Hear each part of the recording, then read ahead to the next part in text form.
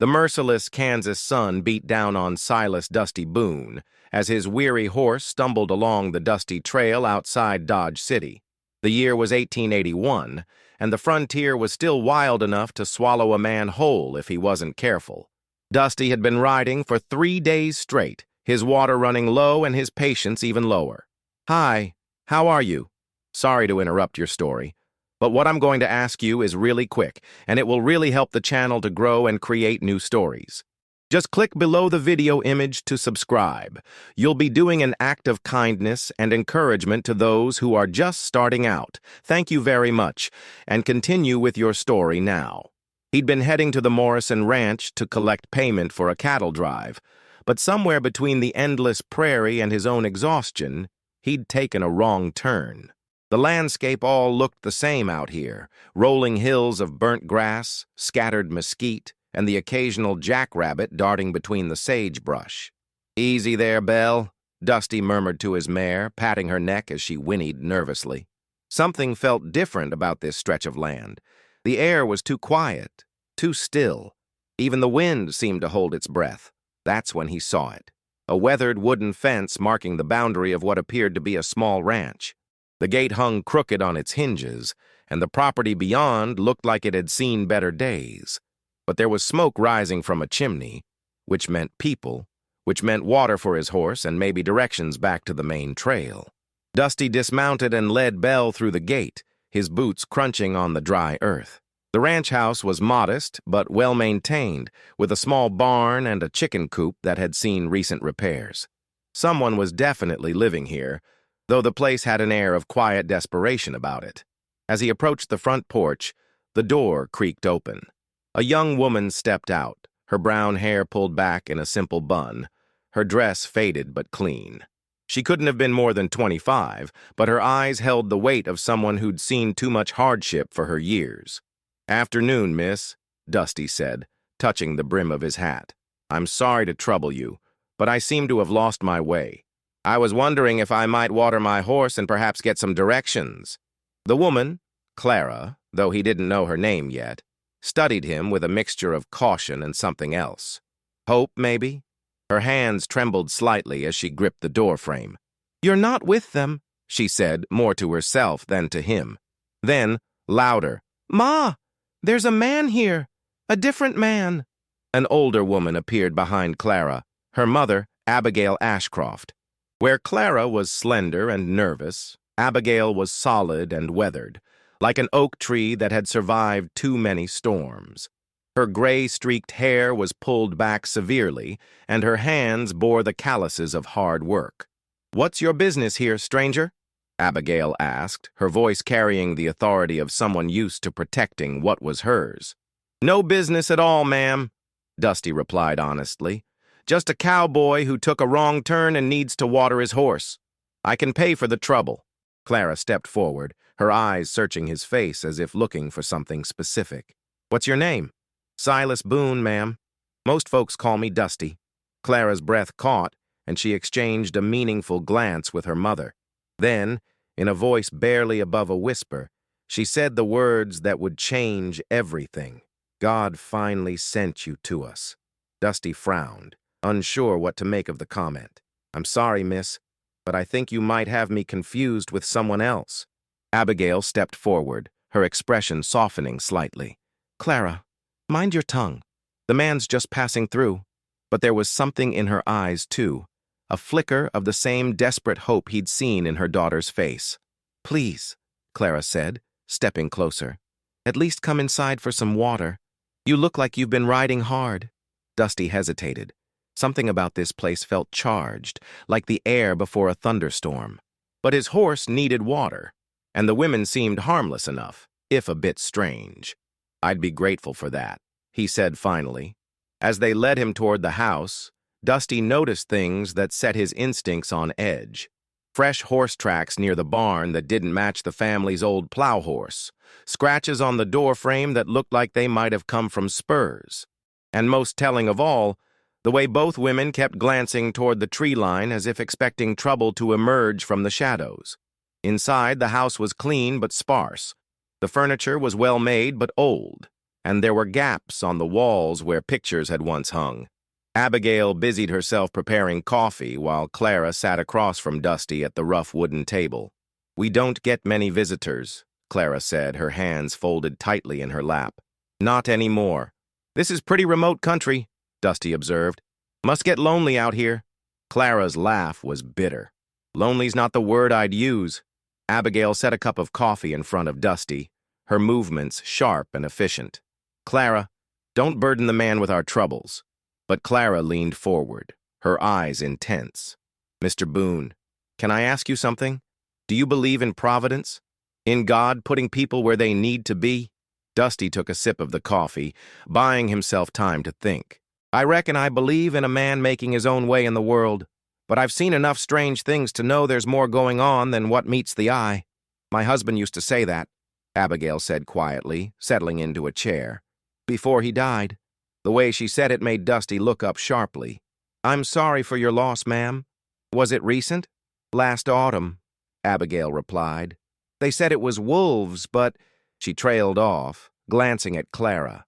"But you don't believe that," Dusty finished. Clara's eyes filled with tears. "Pa was the best tracker in 3 counties. He knew these woods better than anyone. Wolves don't hunt men like that, and they don't take all the meat and leave the bones arranged in a pattern." Dusty felt a chill run down his spine. "What kind of pattern?" "Like a warning," Abigail said grimly. "Like someone wanted us to know it wasn't random." Outside, the wind picked up, rattling the windows. Clara jumped at the sound, her hand instinctively reaching for something at her waist. A small knife, Dusty realized. "These men who've been bothering you," Dusty said carefully. "What do they want?" "We don't know," Clara whispered. "They never say. They just watch. From the trees. Sometimes we hear them talking, but we can't make out the words. And every few weeks something goes missing. A chicken. A tool. Last month they took Pa's rifle from the barn." Abigail's jaw tightened. "Sheriff Hawkins says it's just drifters looking for easy pickings. Says we should sell the ranch and move to town where it's safe. But you don't want to sell," Dusty guessed. "This land has been in my family for 15 years, Abigail said fiercely. "My husband died for it. I won't be driven off by cowards who hide in the shadows." Clara reached across the table and touched Dusty's hand. Her fingers were ice cold despite the warm day. "Mr. Boone, I know you don't know us, and I know you have your own business to attend to, but when I saw you riding up that trail, it was like an answer to a prayer I'd been too afraid to say out loud." Dusty looked into her eyes and saw something that reminded him of his own sister, years ago, before the fever took her. The same desperate courage, the same refusal to give up even when the odds were impossible. "What exactly are you asking me to do, Miss Ashcroft? Clara Ashcroft. And I'm asking you to stay, just for a few days, until we can figure out what these men want and how to stop them." Dusty stood up, walking to the window. The sun was starting to set, painting the sky in shades of orange and red. In the distance, he could see the tree line where the mysterious watchers supposedly hid. Everything in his experience told him to water his horse, get directions, and ride away from whatever trouble was brewing here. But Clara's words echoed in his mind. "God finally sent you to us." He thought about the years he'd spent drifting from town to town, job to job, never staying anywhere long enough to matter to anyone. Maybe it was time to stop running from responsibility and start running toward it. "I'll stay," he said finally, turning back to face the women. "But I'll need to know everything. Every detail about these men, about your husband's death, about anything else that might be connected." Clara's face lit up with relief and gratitude. "Thank you, Mr. Boone. You don't know what this means to us." But as the first stars appeared in the darkening sky, Dusty couldn't shake the feeling that he was about to discover exactly what it meant, and that the truth might be more dangerous than any of them imagined.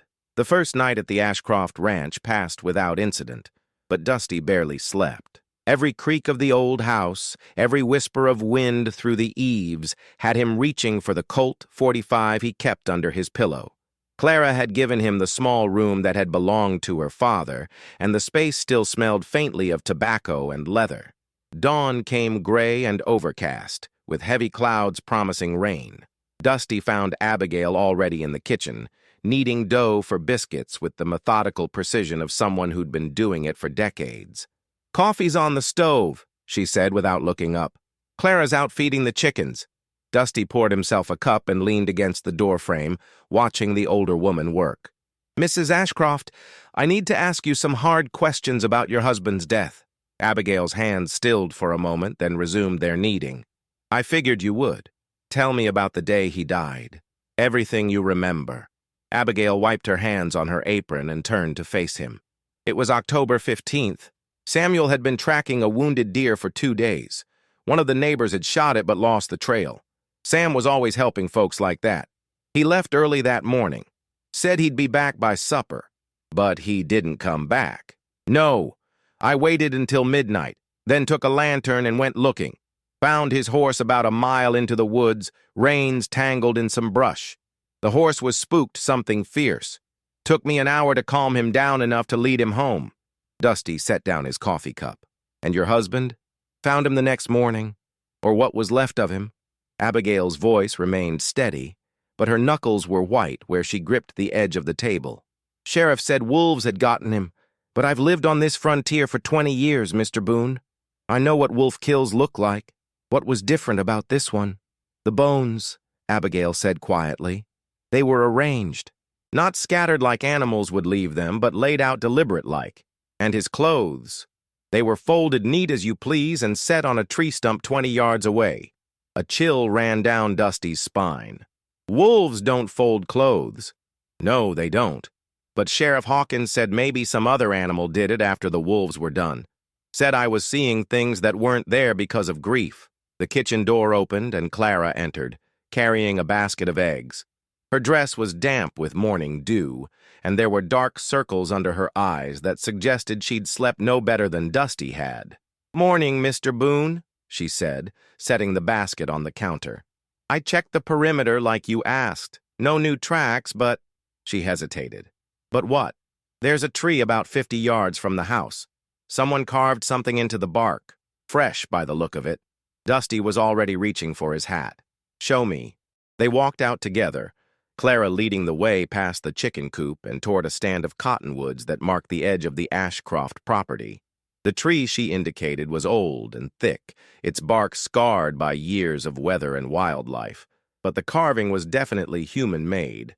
Someone had used a knife to cut a symbol into the trunk, a circle with 3 lines radiating from the center like a crude sun or star. "Ever seen this before?" Dusty asked. Clara shook her head. "But there's something else. Look at the ground."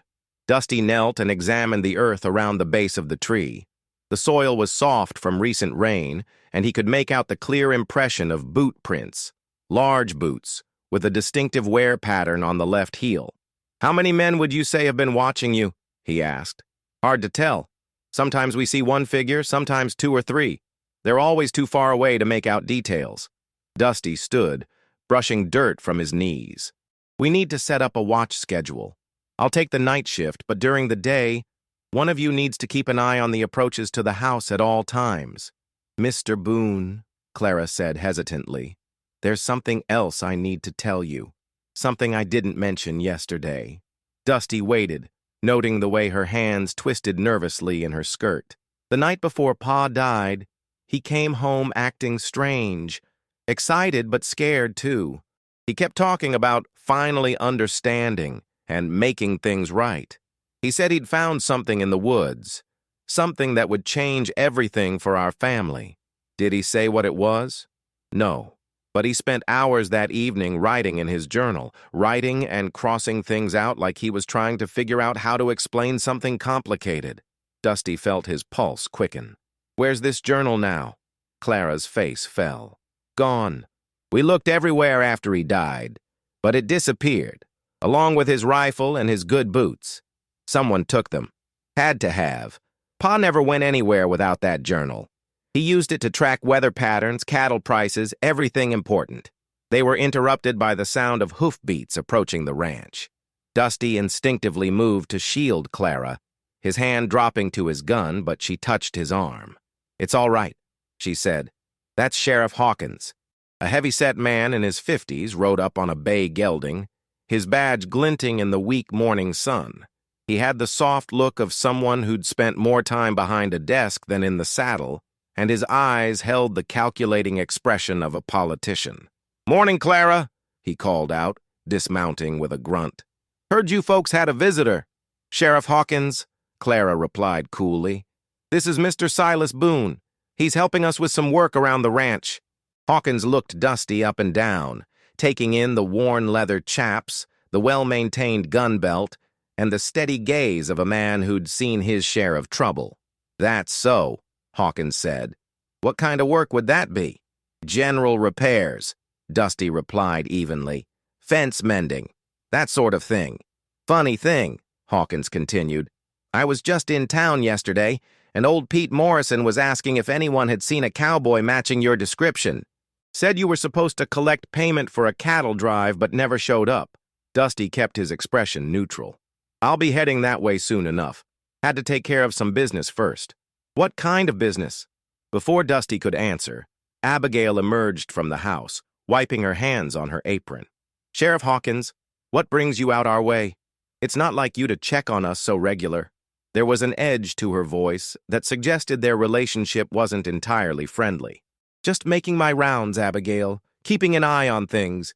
You know how concerned I am about you ladies living out here all alone." "We're managing just fine," Abigail replied firmly. Hawkins's gaze shifted between the three of them, and Dusty got the distinct impression the man was fishing for information. "Well," the sheriff said finally, "I suppose I should mention that there's been some trouble in the area lately. Cattle rustling mostly. Some of the ranchers are talking about forming a vigilante committee if I can't get it under control." "Any idea who's behind it?" Dusty asked. Hawkins shrugged. "Drifters, most likely. Men with no ties to the community. No investment in keeping the peace.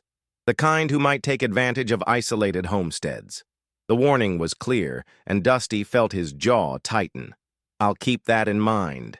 "You do that." Hawkins remounted his horse, but before riding away, he turned back to Clara. "You know, Miss Ashcroft, my offer still stands. I know a family in town who'd be happy to take you and your mother in. You wouldn't have to worry about rustlers or other troubles." "Thank you, Sheriff, but we're staying put," Clara replied. After Hawkins rode away, the three of them stood in uncomfortable silence for a moment. "He doesn't like you being here," Abigail observed. "No, he doesn't," Dusty agreed. "Question is why? Is he just protective of you ladies, or is there something else going on?" Clara looked toward the tree line where the mysterious watchers supposedly hid. "There's something I haven't told you about Sheriff Hawkins. The day after Pa died, he came by to ask questions about the incident. But he seemed more interested in whether Pa had found anything valuable in the woods than in catching whoever killed him." "What did you tell him?" "Nothing, because we didn't know anything then. But now," Clara hesitated, "Mr. Boone, what if Pa really did find something worth killing for?" Dusty followed her gaze toward the dark line of trees.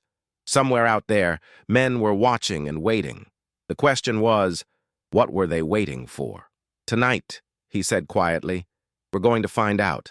As darkness settled over the Ashcroft ranch like a heavy blanket, Dusty made his final preparations.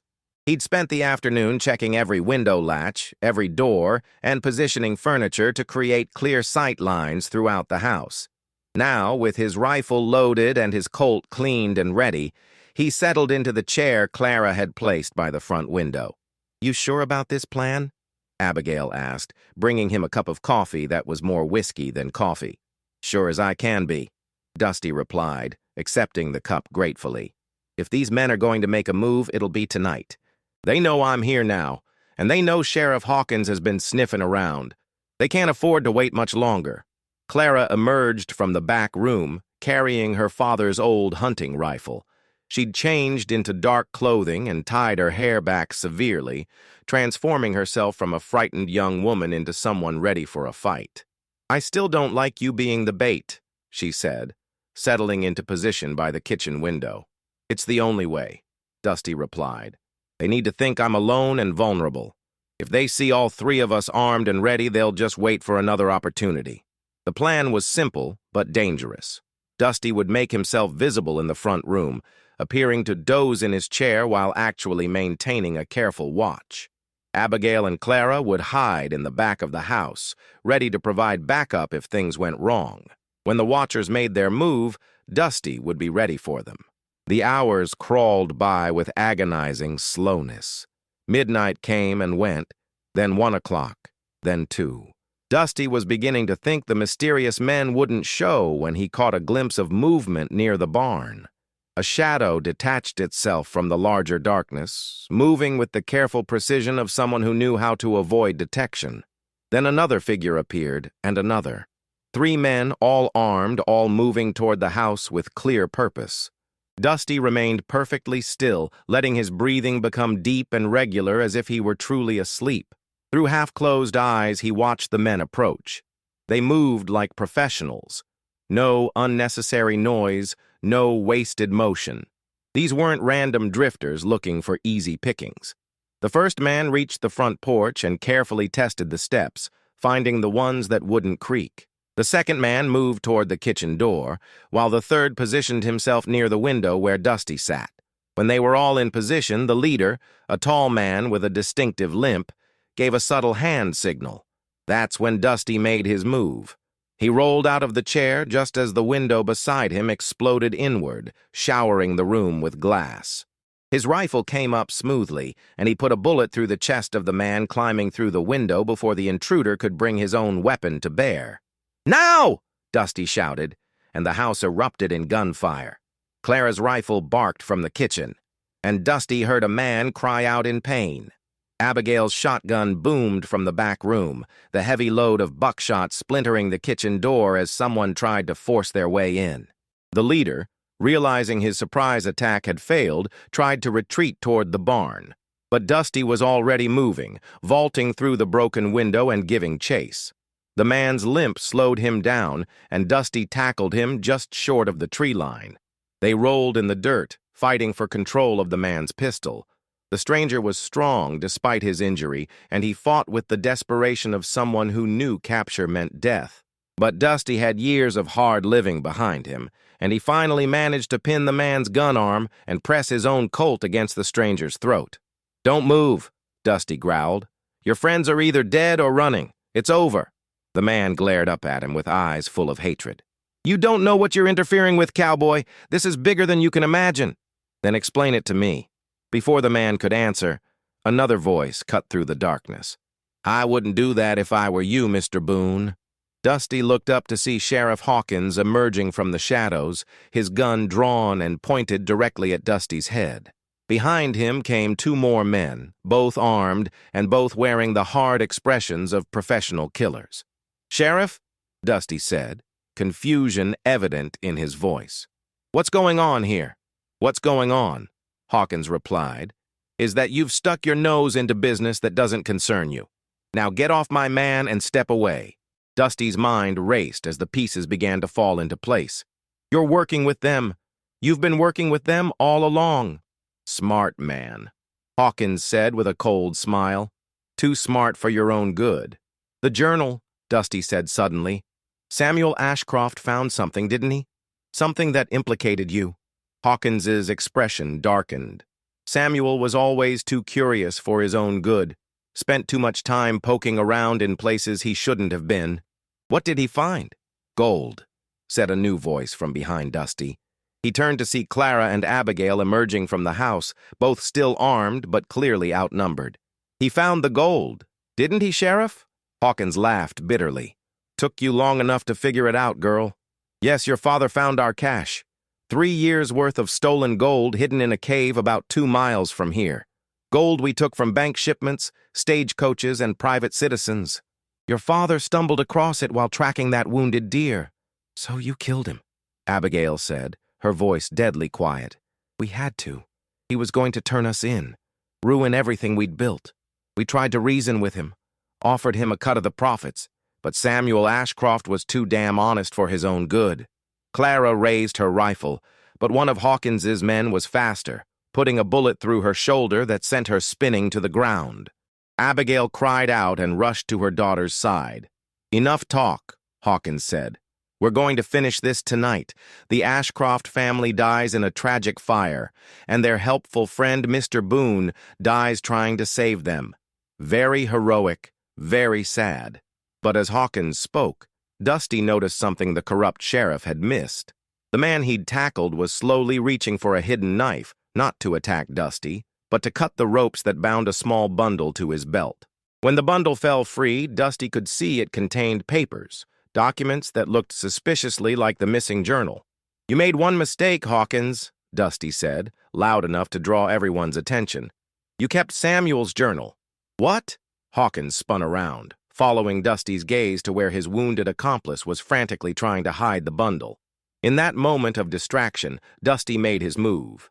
He rolled away from the man on the ground, came up with his Colt, and put 2 bullets center mass into the nearest gunman.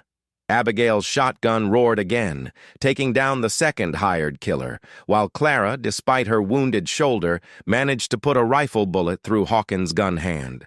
The corrupt sheriff dropped his weapon with a scream of pain, and suddenly the odds had shifted dramatically. "It's over, Hawkins," Dusty said, keeping his gun trained on the sheriff while Abigail collected the fallen weapons. "Your men are dead, and we have the evidence." Hawkins clutched his bleeding hand, his face twisted with rage and pain. "You think this ends it? You think I was the only one involved? This operation has connections all the way to the territorial capital. You've just signed your own death warrants." "Maybe," Dusty replied, "but at least we'll die knowing the truth." Clara struggled to her feet, supported by her mother.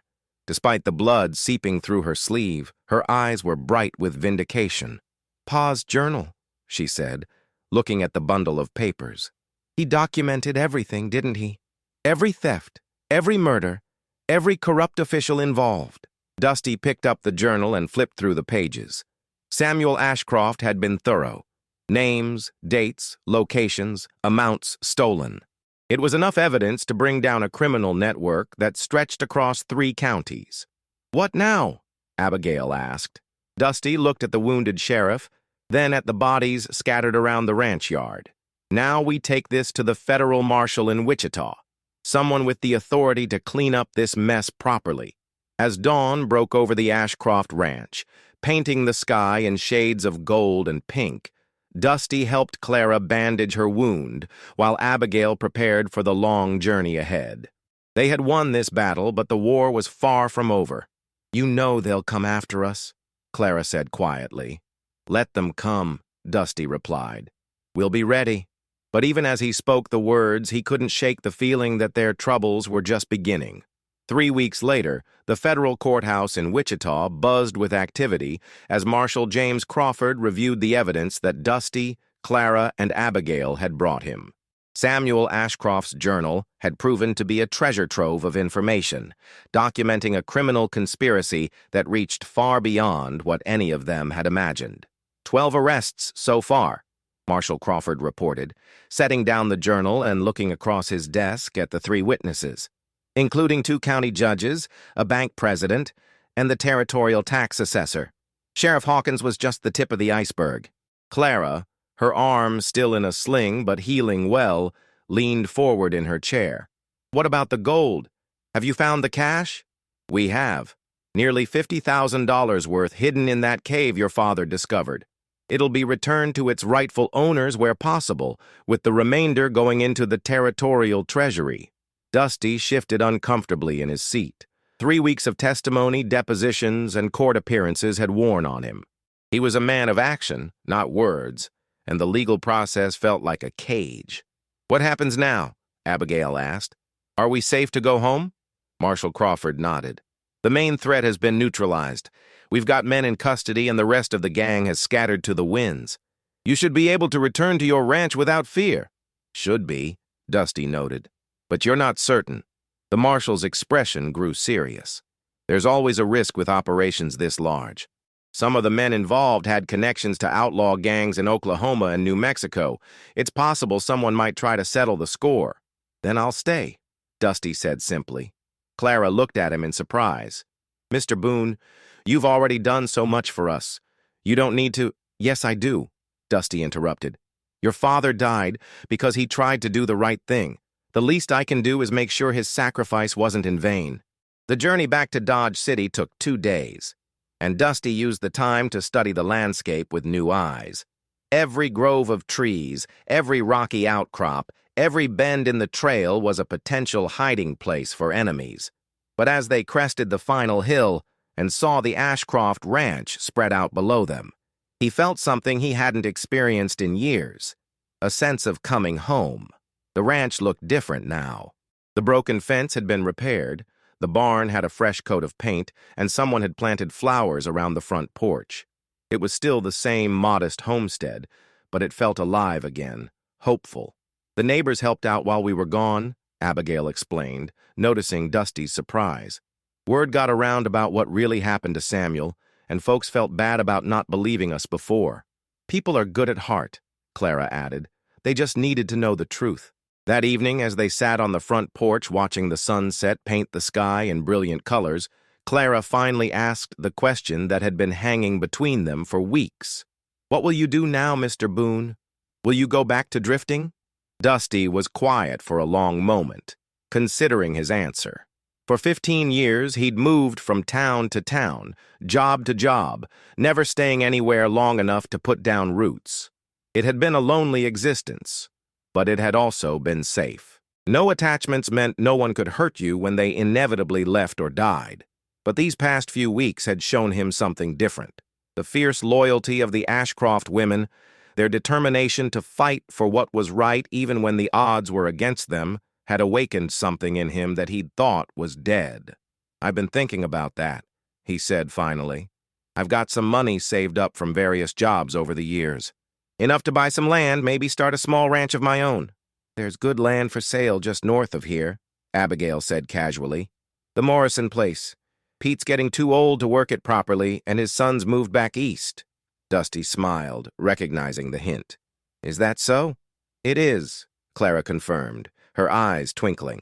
"And it just so happens that the Morrison ranch shares a border with ours. We could be neighbors." "Neighbors," Dusty repeated, testing the word. It felt strange on his tongue, but not unpleasant. Over the following months, Dusty did indeed purchase the Morrison ranch, and true to Clara's word, they became neighbors. But they became much more than that. Dusty found himself spending more and more time at the Ashcroft place, helping with repairs, sharing meals, and gradually becoming part of the family he'd never had. The relationship between him and Clara developed slowly, built on mutual respect and shared hardship rather than romantic fantasy.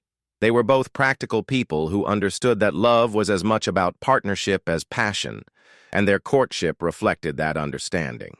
One evening in late autumn, almost exactly a year after Dusty had first stumbled onto the ranch, he and Clara were walking along the fence line that separated their properties. The leaves were turning gold and red, and there was a crisp bite to the air that promised winter wasn't far away. "I've been thinking," Clara said, stopping to lean against a fence post. "About what?" "About what you said that first night. About losing your way being the only way to find something worth standing for." Dusty smiled, remembering. "What about it?" "I think you were wrong," Clara said, turning to face him. "I don't think you were lost at all. I think you were exactly where you needed to be, when you needed to be there. You still think God sent me to you?" Clara reached out and took his hand, her fingers warm despite the cool air. "I think we sent each other exactly what we needed. You needed a reason to stop running, and we needed someone strong enough to help us fight. And now we have something worth building together." 6 months later, on a warm spring day with wildflowers blooming across the prairie, Silas Dusty Boone married Clara Ashcroft in a simple ceremony at the small church in Dodge City. Abigail stood as Clara's matron of honor, while Pete Morrison served as Dusty's best man. The reception was held at the combined ranch, for by then the two properties had effectively become one operation. Neighbors came from miles around to celebrate, many of them the same people who had helped repair the ranch while the family was in Wichita testifying against the criminals. As the sun set on their wedding day, Dusty and Clara stood together on the porch of what was now their shared home. In the distance, cattle grazed peacefully in fields that had once been the site of violence and fear. The tree line where mysterious watchers had once lurked was now just a peaceful border between their land and the wilderness beyond. "Any regrets?" Clara asked, leaning against her new husband's shoulder. Dusty thought about the question seriously. He thought about the years of loneliness, the endless drifting, the careful avoidance of any emotional entanglements. Then he thought about the family he'd gained, the land he now called home, and the woman beside him who had seen something worth saving in a worn-out cowboy. "Just one," he said finally. Clara looked up at him in surprise. "What's that?" "I regret that it took me so long to get lost enough to find my way here." Clara laughed, the sound carrying across the prairie like music. "Well, you're here now. That's what matters." As the first stars appeared in the darkening sky, Dusty reflected on the strange turns that life could take. He'd ridden onto this ranch as a stranger seeking nothing more than water for his horse and directions back to the main trail. Instead, he'd found a purpose, a family, and a love that had transformed him from a lonely drifter into a man with roots. Sometimes, he thought, the wrong turn really was the right path all along. Hello, how are you? Did you enjoy the story? Like, share, comment on which city you're watching from, and subscribe to the channel to help us continue adding new amazing videos. Thank you very much, and come back often.